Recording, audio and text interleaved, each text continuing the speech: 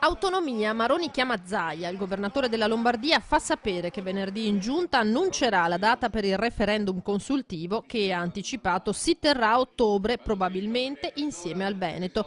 Oggi ha concluso: sentirò il presidente Zaia e domani annuncerò la data. Devono partire le procedure, abbiamo già fatto la gara per il voto elettronico e il cronoprogramma è chiaro. Da Catania, dove oggi esulta il segretario del Carroccio Matteo Salvini: sono entusiasta, non vedo l'ora di votare lo stesso giorno in Lombardia e Veneto. Il mio sogno, aggiunge, è quello di Gianfranco Miglio, l'unità nel rispetto delle diversità, quindi il referendum è fantastico.